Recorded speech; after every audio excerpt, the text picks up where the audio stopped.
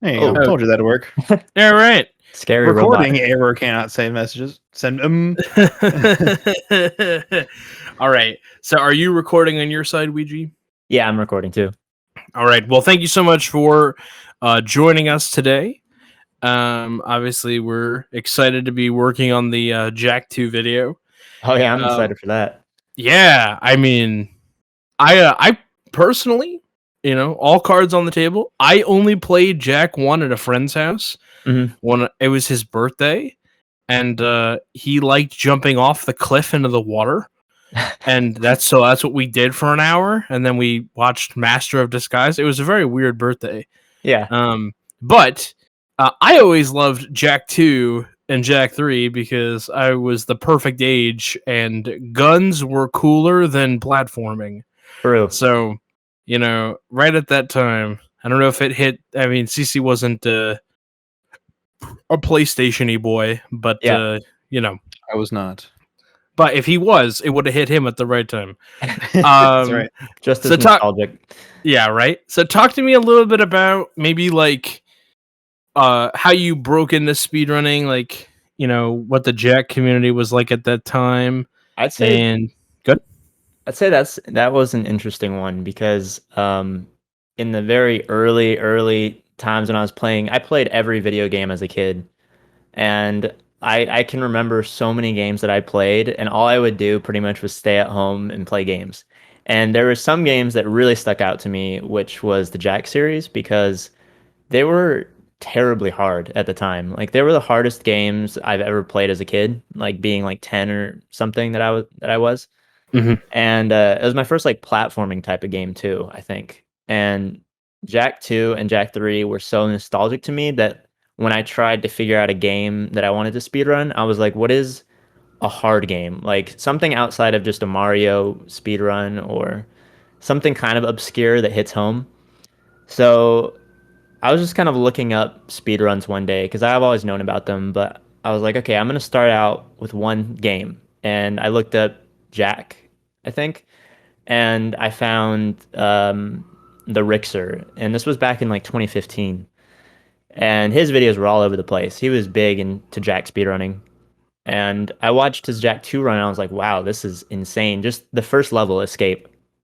I was like, the fact that you can beat Escape in about a minute is ridiculous to me. So that got me into it immediately. I had the game, I had the console still, and I just tried it myself. I like got right into it, tried to copy the movement, and I think I got like under 2 minutes maybe. And I was like, wow, this is really fun. I wonder if anybody's live streaming this. And I looked up Jack 2, and the person that was streaming right then was Nitrovsky. And I would just watch him like all the time. So he was just always playing Jack 2. And I think it's funny thinking back now, a very specific day when he was streaming Jack 2, he had like issues that day playing the game, and I think he was stuck in Escape for like 6 hours straight. And I was just in glee, just watching, just happy. I was like, oh wow, this is amazing. He's so good at the game. And he just never left Escape that whole day. So that was a funny moment. So it didn't matter. I didn't care about like any skill gap. I was just like enjoying speedrunning. And I'm 25 now, but when I got into it a little bit late, I feel like. And then that's where it kind of started. I started out with a little bit of Jack 2. I think the record at the time was a 108 by DJ Tom Jack. And that was early 2015. And when I got into streaming, I met, I think my first viewer was like Pickleberry, who's a really big Jack 1 runner. He's had a lot of Jack 1 Hundo records, and he's gotten a Jack 2 record before. And so he kind of introduced me to the whole scene and Headstrong. So when I first got into Jack 2, I only played it for a little bit, maybe until I got a 108. And record was still pretty high. It was around like a 107. And then I decided to go into Jack 1 and try that out.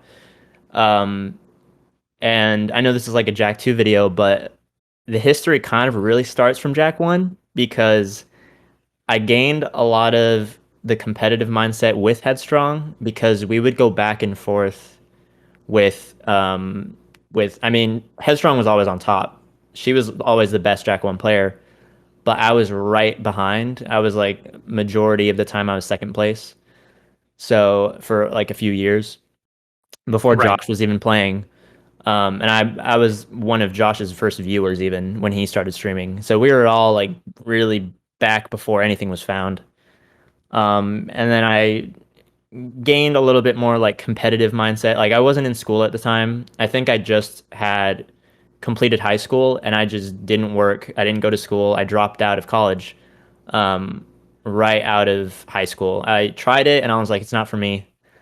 And so I was just only speedrunning. That was all that I was doing. So I was trying to get really good at it. I was playing with a lot of great players.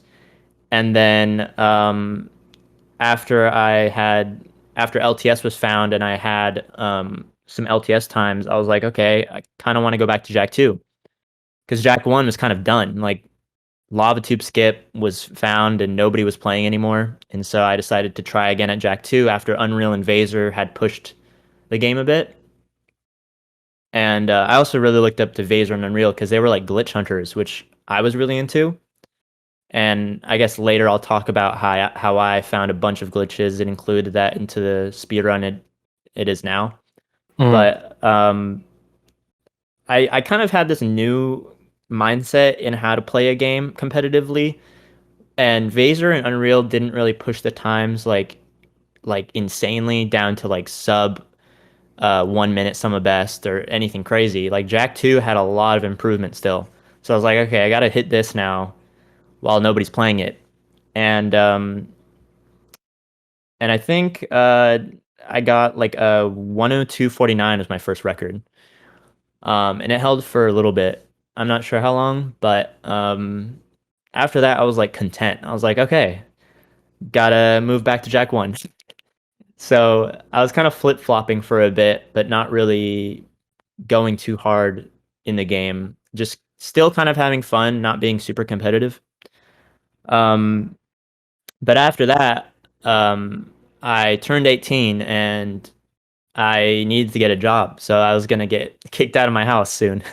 So I was like, okay, I can't speedrun now. I gotta go get a job and find work. So there was a few good years from like 2017 to 2019 where I just did not speedrun at all. I had to focus on a lot of life stuff. So after working for a couple of years, Piggle, Sicky, Smoker, Headstrong, and Lucas were all kind of new people that got into the Jack 2 scene, and they were all people that got records between the time I had record. I think also Unreal and Vaser had maybe one more, and then they dropped off too. And it was funny because when she played Jack 1, she would always tell me, I'm never going to play Jack 2. I don't play gun games. I'm just never going to play it. And I'm like, oh, Headstrong, you should get into Jack 2 speedrunning. And she's like, no, I never will. And I think she had a sub goal where she had to play Jack 2 casually. And after that, she had finally decided, okay, fine, I'll play Jack 2. So that was really cool to see. And Headstrong pushed that down to the first sub 1 in Jack 2. So I was a little bit out of the scene until 2019, and then I came back. I think I had like a break from work, or maybe I had some more free time. I don't remember. But I came back. I got a 101.18, I think, within a few weeks or maybe a week, and then I pushed that down all the way to a 58.36, which was third place at the time, behind Headstrong and Lucas. And Lucas was somebody that I wasn't like really following. I knew that Lucas. I don't know if you when you interview Lucas, but I'm pretty sure that he told me that I was the first person he watched play Jack 2. And So- Lucas is Septurna, right? Yeah, Septurna, yeah. Okay. Yeah, I was pretty sure that's what you meant. Lucas I'm sure. went by different names back in the day, so it flip-flopped around, and the one now is Septurna. Yeah, I understand. So yeah, he watched a lot of my runs at the time, like my 102.49 apparently he watched, and I thought that was funny because I found Jack 2 through the Rixer, and now Lucas found Jak 2 through me, and it was just kind of like a domino effect of new people finding speedruns. And but Lucas was somebody that was like just so good at this game and put so much time into this game for so long that his skill gap was so much further than anybody else's. And you could see that with the Jak 2 history. You could see that he held record for like just a few years, just beating his own time. Um, and this was after Headstrong and Lucas were battling a little bit. And then Septurner just kept going, kept going, kept going, and then just pushed it. And then finally got like the 55, which was the best time I've ever seen anybody hit, like ever. The most perfect run you can get was that 55, and he just retired after that. He was like, okay, I'm done. I'd never have to play this game again. And that happened in February of 2020. And that record held until I came back like a year over almost 2 years later. Um, and a little bit of history about me. I'm part Japanese, so I have I got into something called kendama way back in like 2014, which is this competitive like skill toy, and I kind of translated that into what I learned through that and how I got better at that into speedrunning. And then um, around like 2019, I decided to go back to school also. So I started out speedrunning like a dropout, and I didn't work and I didn't have hardly any hobbies. And then I decided to come back um, at the end of 2021, having gone to school for so long. And I don't know, I was kind of a lot busier, but I was like, okay, I'll learn what I learned from like school and work and my hobbies and try to apply it to speedrunning again, but actually take it seriously. Um, and so I think for a bit in 2019, I was messing around with PS3 runs and gunless, and I found a lot of like I pretty much reinvented gunless as a category. It used to be like almost 2.5 hours, and then I pushed it down to a 1 hour and 20 minute run. So I was like, I thought Lucas's run was so good to the point where it just wasn't even worth like playing any percent again. I was just like a really competitive person. I liked to try to do something as perfect as I possibly can, but I kind of believe that I could not beat Lucas ever, or anybody would. And so, or unless until something was found, like if there was a skip that was found or something. So when I was playing on PS3, I that was kind of just a free a free record because of loads. There's about 2.5 minutes of loads added on to a PS2 run or taken away from. So my 55 in the PS3 would have been like a 57 on PS2.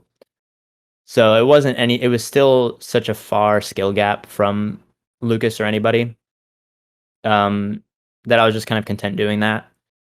And then I don't know. I think at the end of 2021, I just decided to run again, and that was at the same time that Zyphals, Dex, and a few other people found Daxter Chase Skip.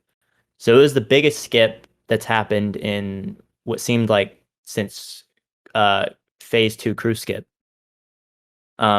which Lucas got with the 55. So I was like, wow, this might actually be worth playing any percent again because I could push my time a lot lower. Um, I don't have to get record. I just feel like I should push my time a lot lower now.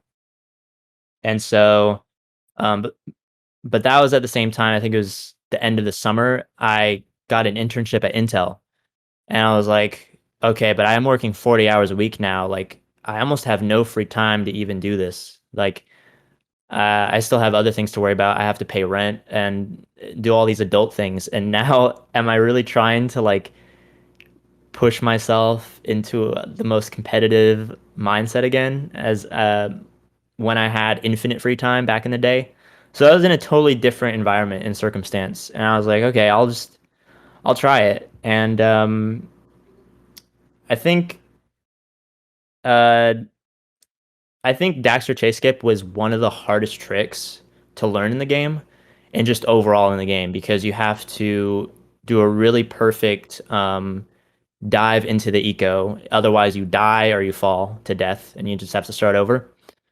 And then you have to get a pretty precise hover, and then that's just like in the beginning of the game. So you have to kind of keep 45 seconds of time save all the way until the end of the game if you want to stay even throughout your run previously or your previous PB.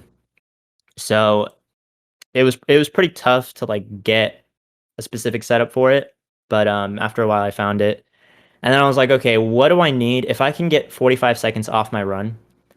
Um, and I can do a few other things that might help push my time longer. Like maybe I have a chance to beat Lucas because technically, uh, I could get a run that is 45 seconds faster or 45 seconds worse than Lucas and still potentially beat him. I was like, okay, it's just maybe it'll happen. I don't know. So I decided to just push it and grind really hard. And then I noticed after getting a bit better at the game, I was pushing it lower and lower and lower. And I was like, okay, I'm actually getting to a point where I feel like I'm matching a bit of his skill and I might have a chance of doing this, but I still needed more time save. So I had to look for different strats that just little time save that would add up over time because I also had a slower console in general. So I would use a 70K console and Lucas was running on a 90K.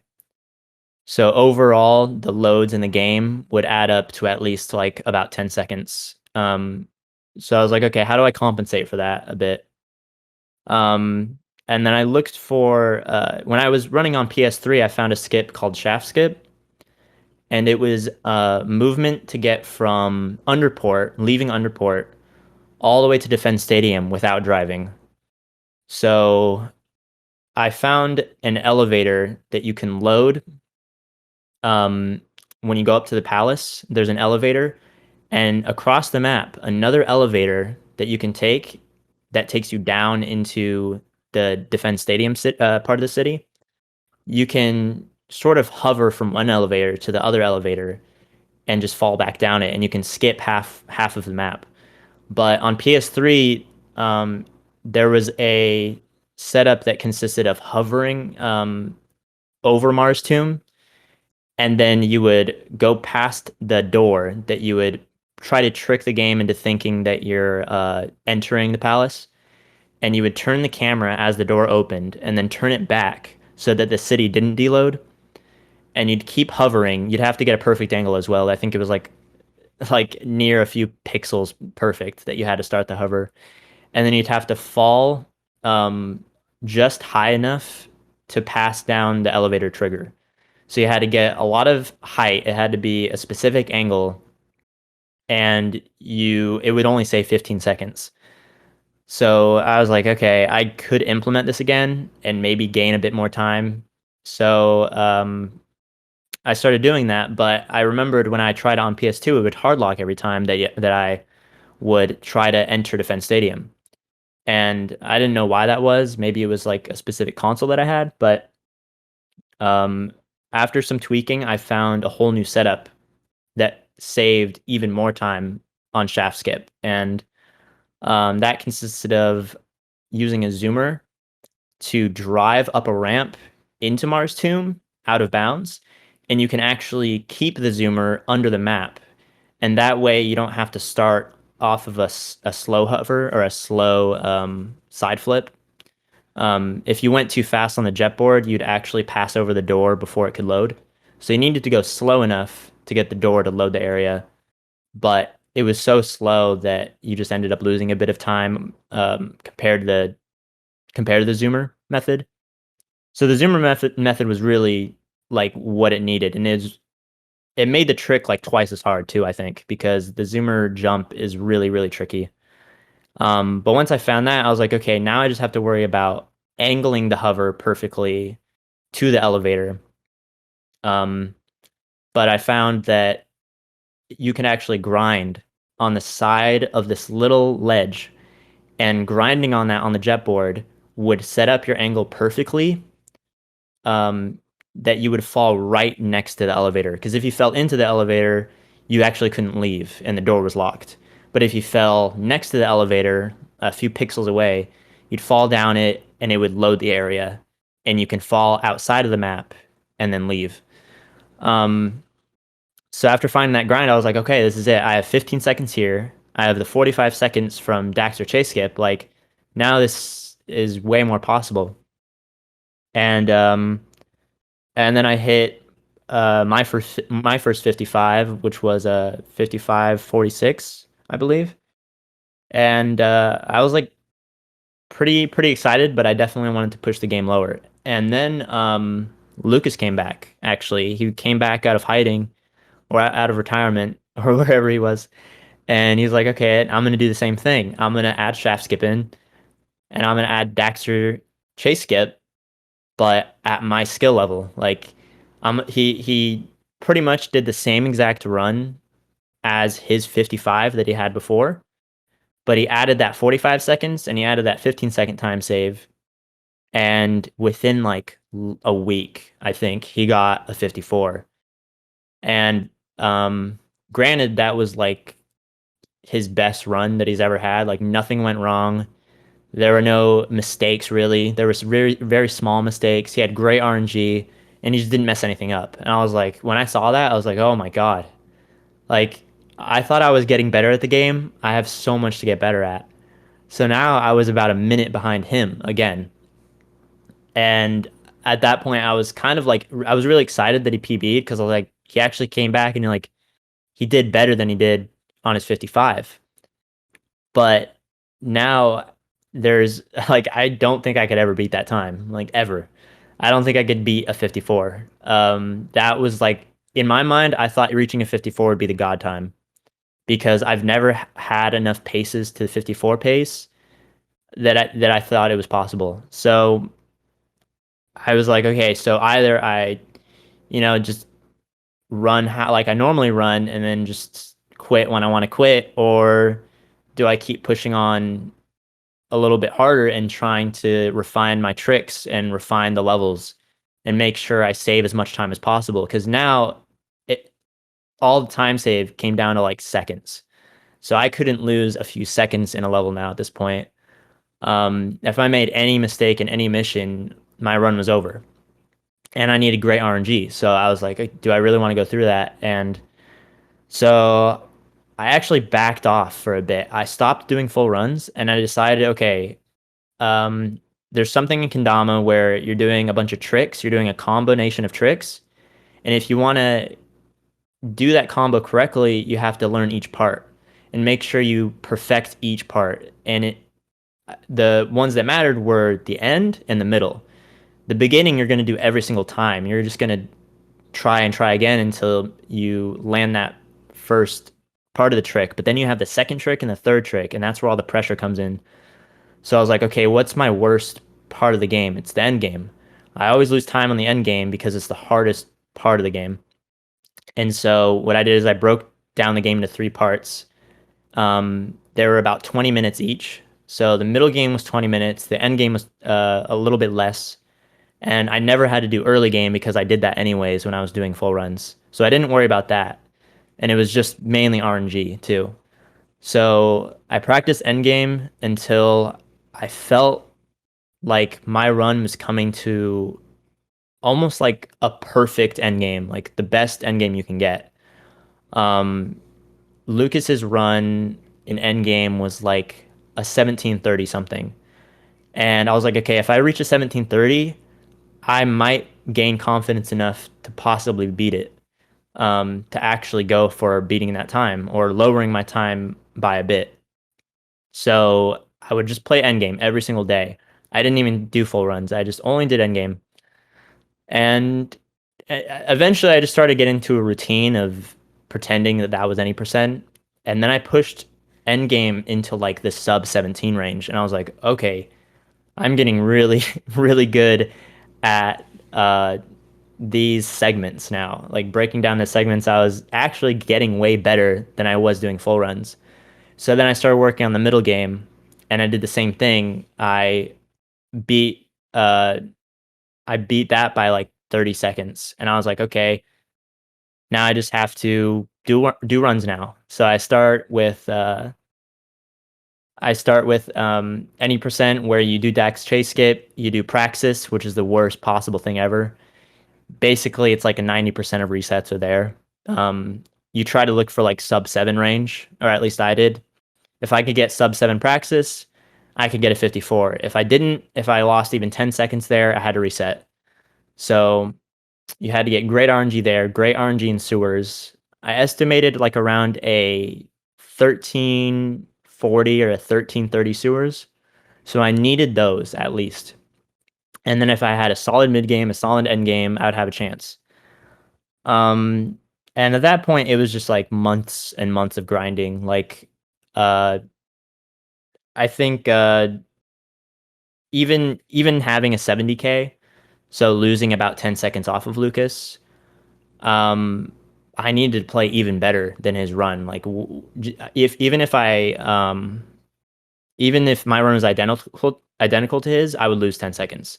So I had to find even more strats that would potentially save more time to compensate for that time loss. So a little bit later, I found class two, a class two strategy where instead of you doing the lap skip from the end, you can do the lap skip a lot earlier on this little ledge. And the record at that time for IL of class two was about a 123, I think, or 124. And after I found that new lap skip, I started practicing it a lot and a lot, and I brought that time down to a 119. So I was like, okay, this is really big because the average class two time that Lucas or Headstrong or anybody would get out of was a 130. So the best you could get is maybe a 128, and your average is a 130. So if I managed to get a low 120 on class two, I could save that 10 seconds that I needed to compensate for my slow loads. And in hindsight, I should have just bought a new console, but like a newer console that was faster and better. I wouldn't have to worry about that. But I don't know. I was so grounded, and I was just like, I don't need it. I can do it without getting a new console. I don't want to have to worry about paying $200 or $300 for a new console when I can just beat the time now without it. And that's where I made my first mistake because having a 70k also includes more crashes and more hard locks. So there are two really bad sections for crashes in Jack 2, and this has always been a thing.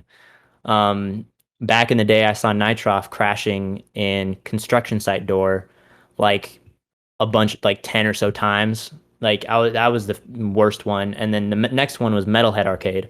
Once you beat Metalhead Arcade and you were leaving the door, the game had a big chance of freezing just right there, with only like 10 minutes left of the game. So I was like, okay, I haven't had trouble until now. Or I haven't had trouble this whole time playing. Why would I have trouble now?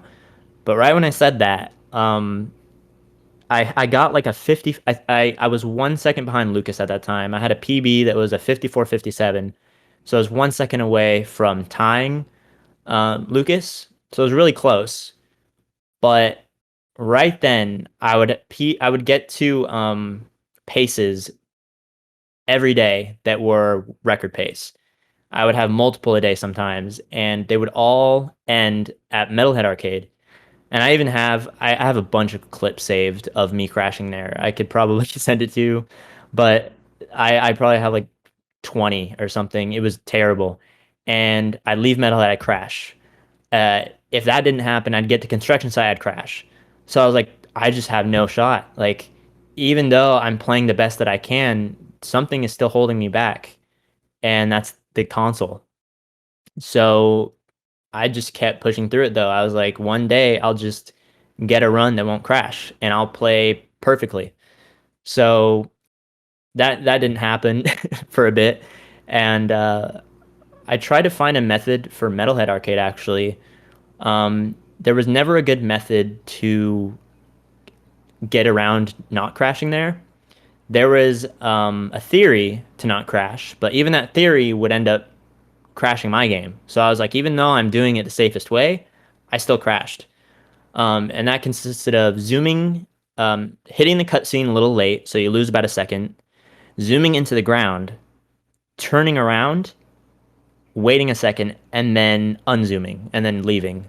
And for some reason, zooming in sort of makes the game think that you're kind of in this in the hip hog, and not having to worry about loading the outside of the map as much because how Andy Gavin made the game, they're borrowing like a lot of there's a lot of memory problems with that game. They're always on uh like a dangerous level of memory. Even in Jack 3, if you use debug, it always says like this one thing. It's like memory leak or like memory corruption. Like there's low memory storage. So Jack 2 was a lot more unstable than Jack 3. And for some reason at those two levels, it would always have trouble. And I was like, okay, so what if I pause? What if I just um, not the normal pause, but the select pause? What if I select pause? Could that fix it? Like, would that actually force the game into loading without worrying about um, the game running as well? Because when you select pause, the game kind of stops running and it lets things load. So I found that select pausing for 2 seconds before the door opened would allow me to never crash. But that 2 seconds came at a cost because that 2 seconds I was losing against against beating Lucas or potentially tying Lucas. So I was like, okay, well, I just have to play 2 seconds better now and pause here.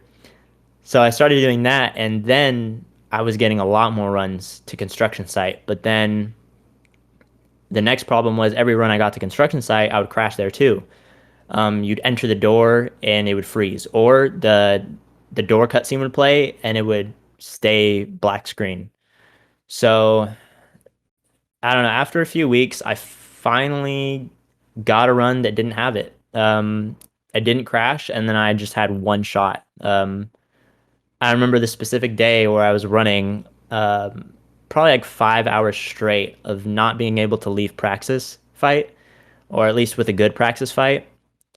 And I was like, okay, this is the last run. I'm done for today. I can't deal with being stuck in RNG like hell. So I did one more run, and then I reached mid game. I was feeling pretty good. I was on a really decent pace, and I actually hid my splits. That was another tactic that I did. I stopped worrying about the time, and I focused more on how I performed, and that brought down a lot of the pressure for me. I noticed. Um, and then I got into end game and into construction site, and then I also do this other more risky strat in core. So when I hover to core, I actually hover more to the right, and I skip a cutscene, and that saves me about a second. Except it's extremely risky because you have to hover higher in an area that is very laggy, and lag tends to drop hovers. So when you load in from the core from the carrier into the cores area, lightning and lag just like hits the game so hard, and the first thing you have to do is hover. So, but my specific hover, you have to hover like twice as high, and you have to make sure you hover over a hill. So by skipping that cutscene, I save a second, and then I was able to totally pass a record with a 5x, and I got a 49. So that was pretty amazing. The fact that I pushed through without even deciding to get a 90k, just making it a lot easier for me time wise and hardlock wise. I just kind of like pushed through my own torment and struggle, but I did it, and uh, that was pretty great. And then after that, I was like, okay, is Lucas gonna come back? Where's Lucas? Like, I'm ready. And Lucas never came back. And I was like, okay, I guess the record's stuck then. He might come back in a year or two or something. So I don't know. It was pretty quiet from then on out. I played a little bit of Jack 2 here and there, but I was about to enter back into school. I was still interning at Intel, but then I was also going back to school. So I would have had no time at all to play. And that was the last week that I had to play getting that 54-49. So I was like done. I took a break, and after a little bit, I noticed Headstrong was getting back into Jack 2, and I was like, oh wow, that was perfect timing. Um, I can play with Headstrong now like I used to in Jack 1, because back in the day we were always battling against each other, and I was always telling Headstrong to play Jack 2, but when I retired from Jack 2 for a bit, Headstrong ended up battling Lucas. Except I would watch Headstrong a lot, and I knew Headstrong did a lot of risky stuff like I did. Like she would do ringless, arrow ringless, and that was like nobody ever did that. I included that into my run as well, just because it saves like 5 seconds, which I needed. Um, and Headstrong was just a really great runner, like the best runner I've known. I went to AGDQ 2017 with her, and I was on couch commentating for Jack 1, and she did like the best run that I've ever seen in my life. Did lava tube skip for the first time at an event, and was basically close to her PB. And I was like, yeah, there's no way. Like Headstrong is just a god gamer. And when Headstrong came back to Jack 2, I was like, yes, like Jack 2 is gonna have like another record soon or something. Like Jack 2 is gonna see more light, just because I didn't want to remain having record for all that time, really. I was just trying to do it to it was more of like like self improvement type of thing. Like I never really pushed the game as much as I wanted to in the past. When I had that 1 and 249, that was like I did not care at all. I did not work hard for that. I felt like that wasn't something that I felt proud of. And then but I put so much time into speedrunning. So I was like, if I can do something that I was like really proud of, that was really worth it, then that's something to gain, because I had to do that in school and at work when before I revisited speedrunning again. So I kind of had to learn a lot to apply it to speedrunning this time around. Um, and Headstrong was just such a great player, but such a risky player too. Like she would go for even riskier stuff than I would sometimes, and she would like lose runs to it. I'd be like why? Like why did you do that? Sometimes I would watch her runs and be like, no, you have to play safe, and then you can beat my time easily. Um, but I was helping her out actually for a bit. When I saw her get back into it, I was like, uh, Headstrong, you need to, instead of focusing on these specific levels, you should actually focus on the levels that are least looked at, and that's crew fight. And that's something that I worked at really hard. Crew fight was a segment that was kind of RNG, but kind of manipulative RNG, where you could group a bunch of crews together and kill them a lot faster than the majority of people were doing. So I had crew fights that were like 20 seconds better than Lucas's, just because I would grind it constantly, um, down to like the most perfect thing you can do. And so I was teaching Headstrong my strategy for how I beat crews, and um, movement that you should be doing that would be like safe construction site movement. Shaft skip, I taught her a bit about shaft skip as well.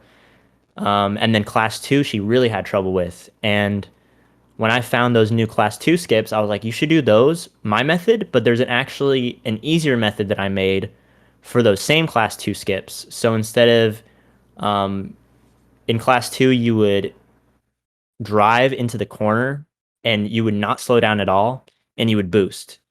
But there is a method that's a lot slower, but still faster than the old method, where you can just slow down first, turn, and then slowly ride up the ramp and then boost. and that would get you to like a 124 or 125 instead of the way I was doing it. It would bring me to a 121 or a 120. So you'd still save 5 seconds, but the method I was doing was more dangerous and saved an additional 5 seconds. But I was like, this method is 100% free. So if you're having trouble with the wall method, just do it this way.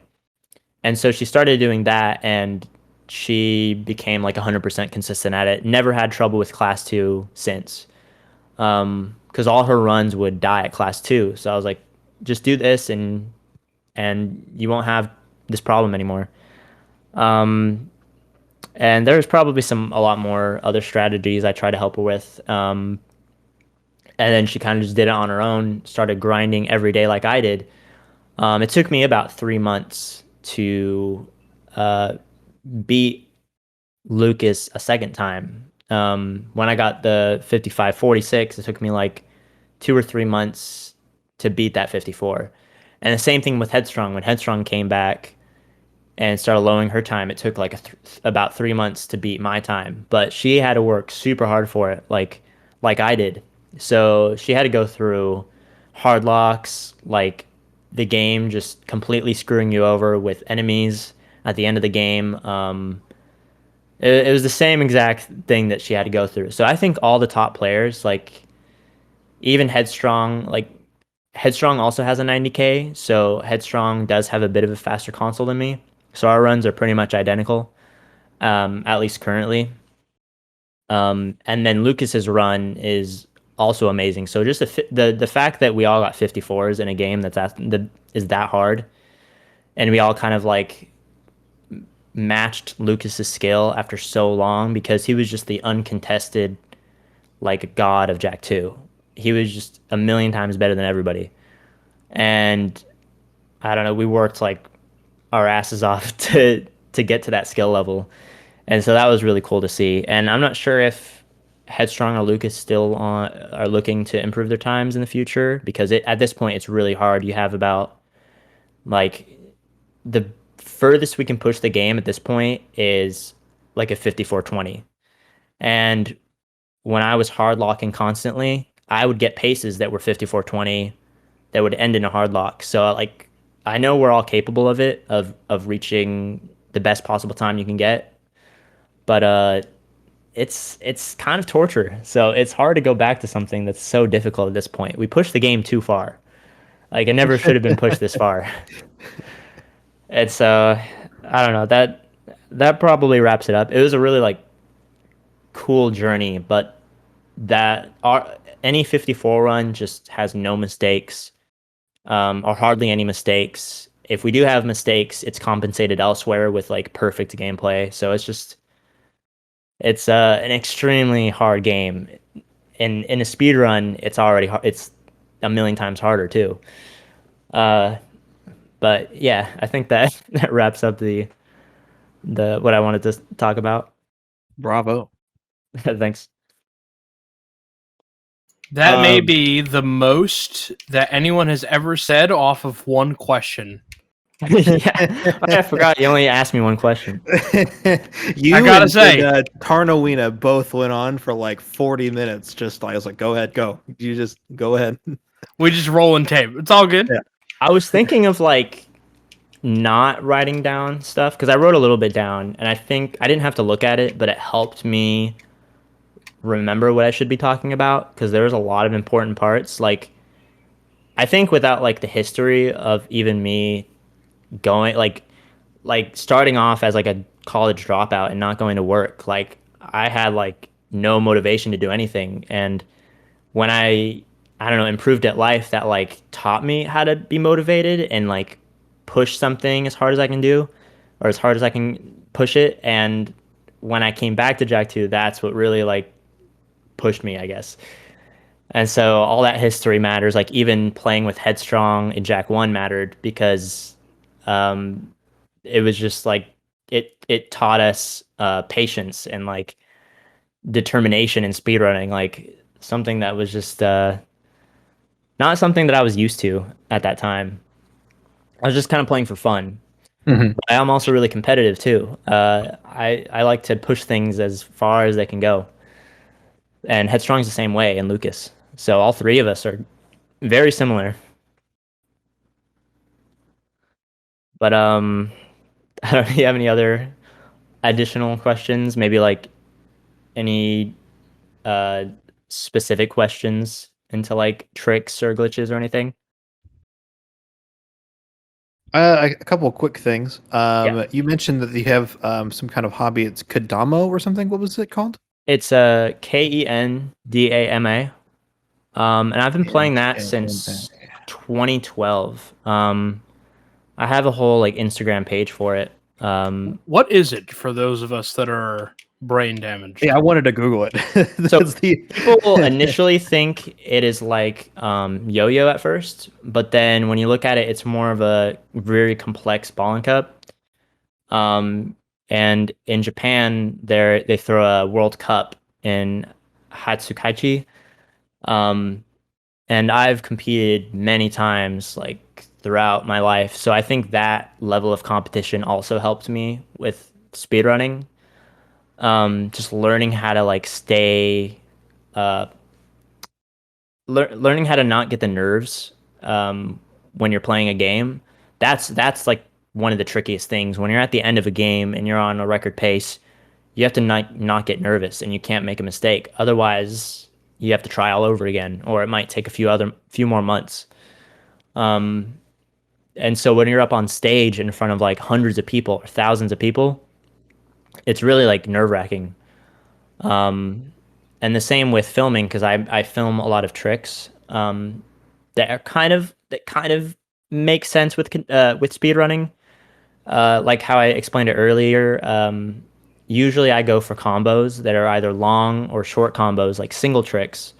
And single tricks are kind of like in speedrun terms, like really hard, specific, like glitch tricks that are frame perfect, pixel perfect. And the same thing can apply to like Kendama. You can land a trick that might be pixel perfect, frame perfect.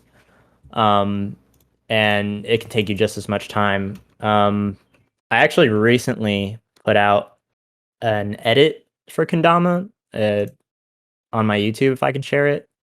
But I posted around this. I did it after I got Jack 2 record. So I started going back to Kendama after that. I was like, now I'm gonna apply my speedrunning into Kendama again because I gained a lot from speedrunning. So at this point, I'm not announced as a professional yet, but I'm already like everything's already set in stone for the future. So I'm working on building up that. I don't know where to put this link, but if you want to put it in hey, does this thing have a chat? How do you do the chat thing? There's a new way to do a chat inside of the actual voice channel, but I don't know how to do that. voice channel If you chat. if you want to put it, you can do that in VC chat, or if you want to put it in Jack 2, you're welcome to do that too. Okay, everybody knows that I play Kendama and Jack 2, and they're gonna think it's so funny that I'm posting this in Jack 2. No context, just my video. Um, but all of those are probably like a month's worth of tricks that are some of the hardest in the world. So I kind of apply that to a lot of things in my life. Like right now, I'm studying cybersecurity and computer science. So and I worked at Intel was like one of the hardest things that I've ever done. It was such a hard job.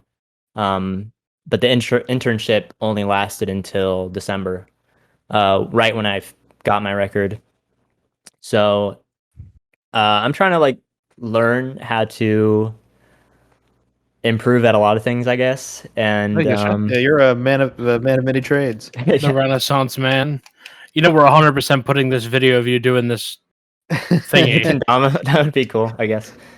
I don't care. If we have naked man doing gymnastics and literal Spider-Man, we're gonna have this. Yeah, that's fair. I saw the Jack 1 video was like almost an hour, so I was like, oh, they're gonna put a ton of content in here. That was 2 hours. Oh, it was 2 hours. So like they can include whatever they want to include, honestly, and it's all relevant to at least personally my Yeah, I like definitely my think that road it's to Jack 2. Yeah, for sure. getting kind of. I had one more question. I don't. Did someone want to? CJ, did you want to follow up? Do you want to ask yours and then I'll ask mine? Sure. Um, you you at the very end of your story, you had mentioned that Lucas or Septerna was just like this god gamer, and I'm curious. Does it seem like this person can just get whatever run they want when they want it, or what is it about this person that sort of separates them from the pack of like, oh, that one's a god gamer? Like obviously Headstrong and you both worked super hard to get your record, but what is it Yeah, that you don't apply that sort of same thing to Subterna? I don't know. I think when watching Septerna, especially when Septerna came back after I got the 55, after I beat his time for the first time ever. Um, that was like when he came back and beat it within like a week. I was just like, yeah, that's not like he's on another level than me. He never has to play like he never has to really practice. He just has like natural ability to know how to do everything and he doesn't really lose it. So if he practices tricks and things like that, um, and practices once, like the whole run once, and like he at least plays it every 6 months. He'll like always stay at the same skill level, and that's probably if you ask him, it's probably not true according to him, but that's what it feels like to the outside. And if you ask anybody who was watching Lucas push the time lower and lower and lower when he literally had nobody that he was competing against. He was only competing against himself. He would come back like 6 months later, beat his time by another 30 seconds, beat his time by a minute, and he just broke it down into like probably being at least 3 minutes ahead of the previous like second place the runner up.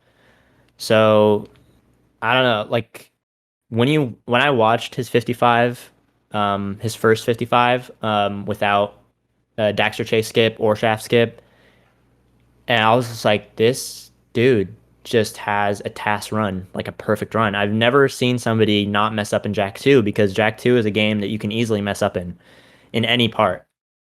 And he was doing strats that were like at that time they felt risky. And now looking at my run is just full of so many like hard and risky strats, but that's why it took so long for me to push that time lower than his, just because like he was using these strategies that were like really he was just really consistent, but I had to like make up for it a bit because sometimes I wasn't as consistent as him. And there were sections that he was better at. Like he could really grind out early game, and he would get really good RNG or not make early game mistakes. And Headstrong and I like really struggled with early game sometimes. It's the hardest part of the game because like half of it's RNG, and the other half is like just perfect movement, like perfect zoomer. Like when you watch the run after escape, you got to get 3 perfect zoomers. After that, you get into Mars Tomb and you got to do perfect roll jumps through the water. You got to get the Dax chase skip or the old method, which is when you roll through, roll and jump over the gap. And then when you get to Praxis, you, on average, you can lose up to like a minute on Praxis. And best case is like, I guess best case, I can't remember for a 55, but for a 54, Praxis, the best case is like a 630, but worst case is like a 740. Like if you get a really bad Praxis, it's really bad. And that's the average. So having to like on average lose 40 seconds every time and resetting is just terrible. And for some reason, he would either get lucky in Praxis or just like he wouldn't have as much trouble with it, or he wouldn't make mistakes before Praxis, so he wouldn't have to reset as much. And as soon as he got back past Praxis, he was like, that was the run. Like that run made it all the way to the end. And I was like, wow, he just has to be so consistent at this. He just doesn't make mistakes, like big mistakes. I didn't really see him hard lock that much. Maybe like a few times when he was beating my time. But I know Headstrong back in the day hard locked a lot too. And when Headstrong beat my time, she had a hard lock a lot too. But I don't know.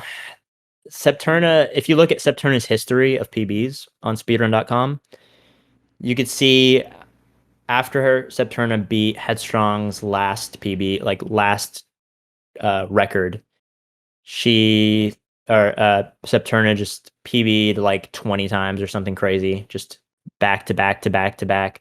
And I think when Septurna did that, he just learned like how to be sort of become the game. Like he knew the ins and outs of the games perfectly, more than anybody else. And he was doing that for years too, like for a long time. Meanwhile, Headstrong and I would take a break for a few years and then come back, and then we'd be years behind. So there's like people in Kendama too that you can just by watching them play, you know that they're on another level, like than even pros. Like they're beyond the best. And seeing Septurna, that kind of reminded me of it. Like he's beyond good. Like and if he decides to come back, he could definitely beat our time like easily by at least 10 seconds. Like I guess not easily because there's not much time you can save, but If definitely anyone can could beat do it. it, if Yeah, anyone could do it, it'd be Septurna. Okay. yeah. Just if he ever decides to do it, he can. Okay. All right. Well, that answers my question. See you there. I wanted to ask, we've done this is like another trilogy that we're kind of in the middle of working on, Yeah. and with in both Ratchet and Donkey Kong, there was one game that was like the redheaded stepchild that Mhm. was like the less beloved, of the three. Oh yeah. Or like like in Donkey Kong, everyone loves two. One is they're indifferent, and three they hate. Yeah. Right. And in Ratchet, three didn't get the most attention. So, or maybe it was two. I don't remember. But anyway, so is there that sort of feeling among like about this trilogy of games? I guess there's the game where you fly and the game where you drive, but notwithstanding the original three, is I there like think one that stands out? I think it depends on what I don't know. It's a lot of people love Jack 1. Like everybody watches Jack Run and plays it and loves it. Even I played Jack 1 for a long time and that was my favorite game. And I thought it was better than Jack 2 just because but it was so different. It wasn't the same game at all.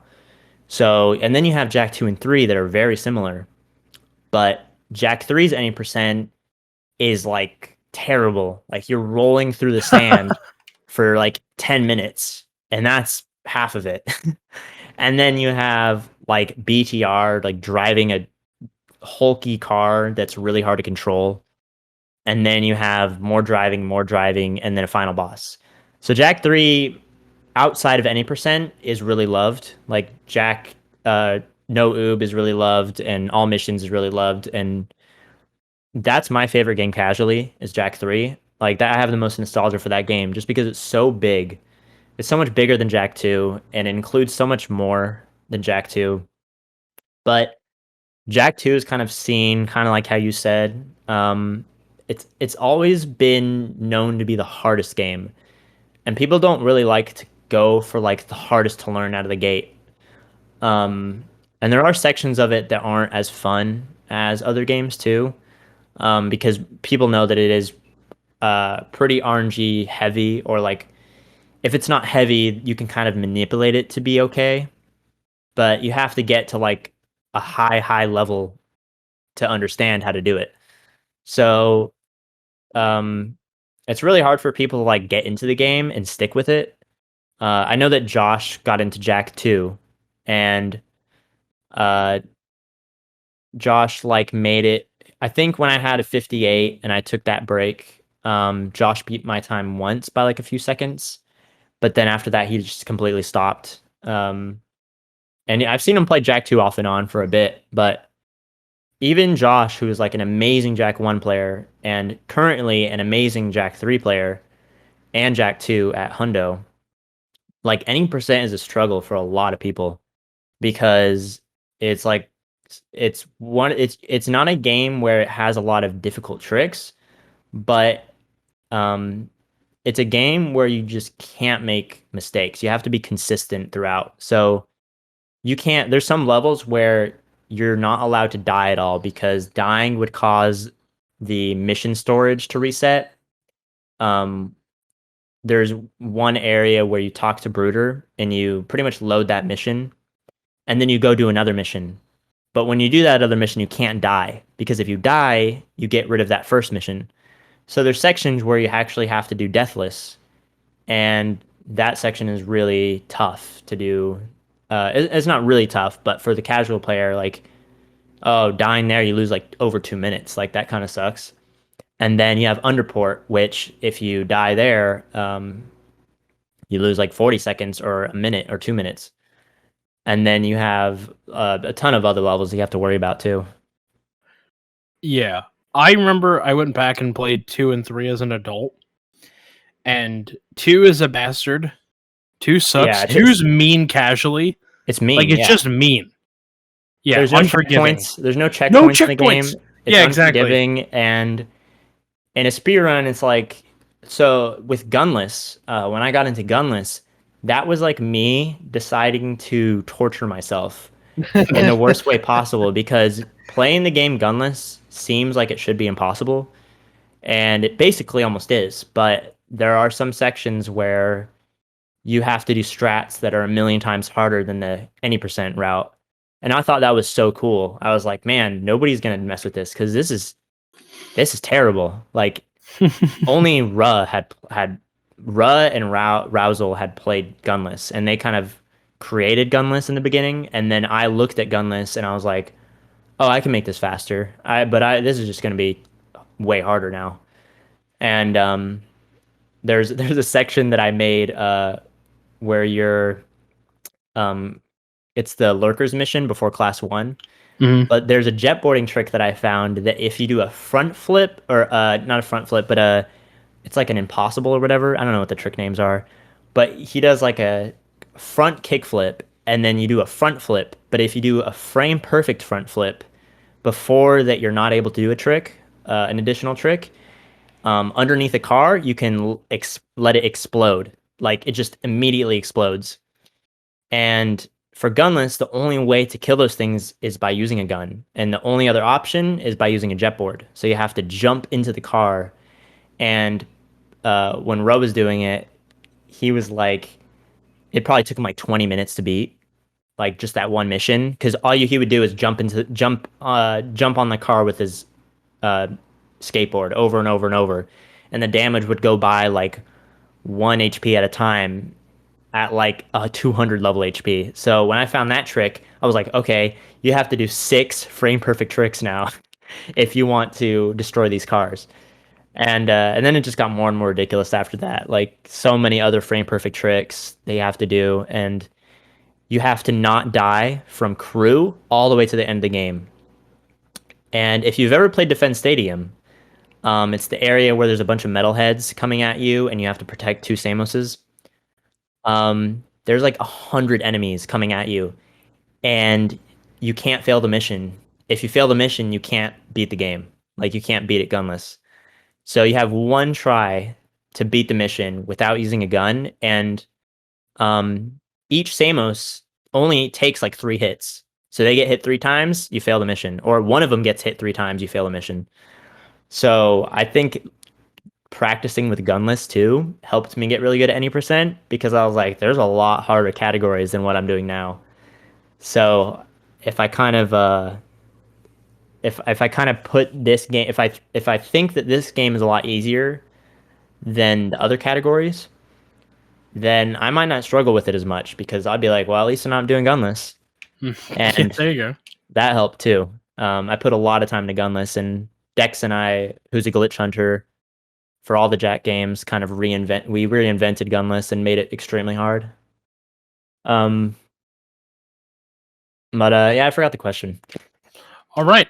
Well, I was saying like, 2 is just a bastard. It's unforgiving. Oh yeah, okay. But I'll tell you just anecdotally, I still prefer 2 to 3 because 3, the sand is like driving through the Rockies. Yep. Fuck that sand. It looks like a straight plane. And just it's like empty. you're going through rocks. Yeah, It's like, wow, why is this like straight on like desert, random is like it's so bumpy. It's like I'm just going straight, normal gas, and I'm flipping over. Yeah, I hate it. Anyway, a lot of people don't like that desert, especially if you're just walking through it in the speed run.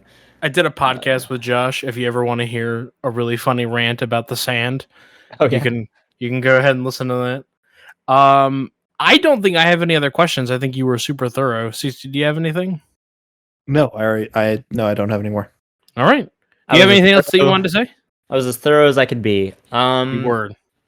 I don't think so. I'd say good luck to anybody who decides to come back to the category, or even somebody new that wants to try the category themselves. Like, it still has a little bit of work to be put into it, but it is pretty finished until something new is found. So just never give up. It's a struggle, and just keep on working hard at anything that you do, and you can do it. Nice. All right. Let's call it there. Cool. Alrighty. Craigie boy, you're out of here. Since you started the call, you got the